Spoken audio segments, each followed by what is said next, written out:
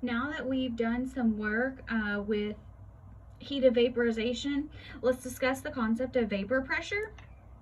So you're going to see this term a lot in most of the chapters that we do this semester, but we're going to talk about the concept of dynamic equilibrium. And what dynamic equilibrium means is you're in dynamic equilibrium when, in the context of this, the rate of evaporation or vaporization, means the same thing, equals the rate of condensation. So what that means is if you look at it, it doesn't look like anything is happening, but that's because as liquid evaporates, the same amount of liquid condenses. So it's an ongoing process. So vapor pressure is defined as the pressure, of course, of a gas. So that's what vapor means, vapor, gas. You can figure this out, you're smart people. That is in dynamic equilibrium with its liquid. So when evaporation equals condensation, we care about the pressure of the gas portion of the mixture. Now, vapor pressure changes with the temperature. So, as temperature increases,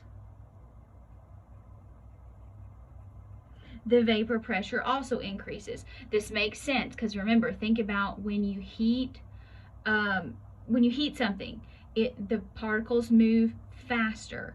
So you're going to have the gas and liquid moving around at faster rates. So as they're moving around more quickly, they're going to be generating more pressure on the walls of the container wherever they are.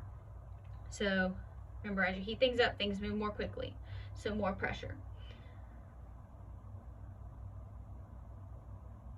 Now, let's talk about the boiling point. Something you've learned about water in probably about the 5th grade, maybe earlier.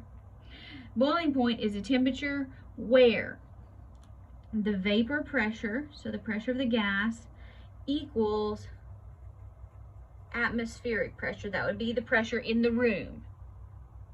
So boiling point also varies with atmospheric pressure.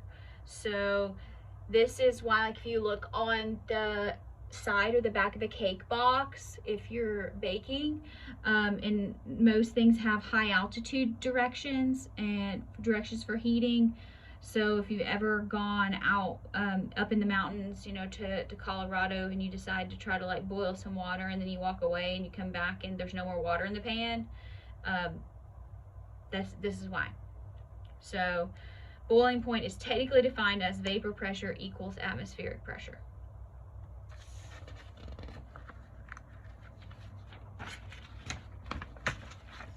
Okay, so we're going to use that concept to discuss the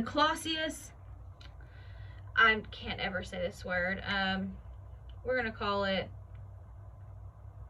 Clapeyron. That's probably not right, but the CC equation.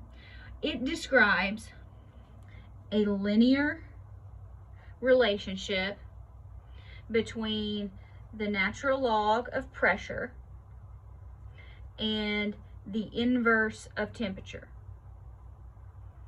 So, I mean, who has time to figure this stuff out? Like, really? What in the world?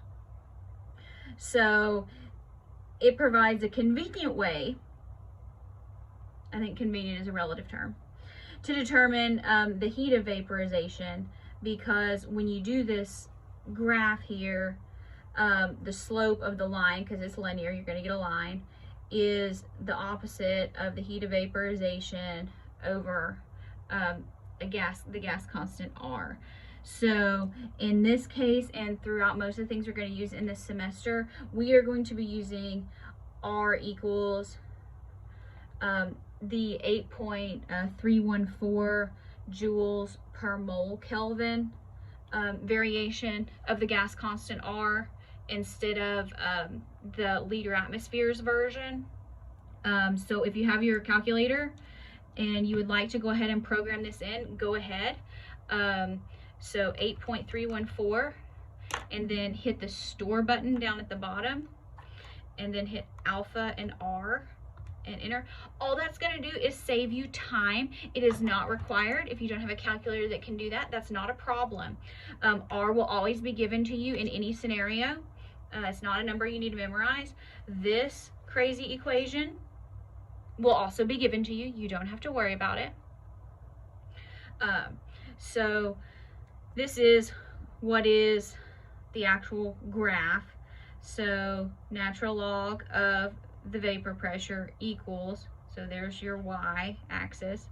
Here's your slope, negative delta in heat of vaporization over R times 1 over T plus natural log of another pressure.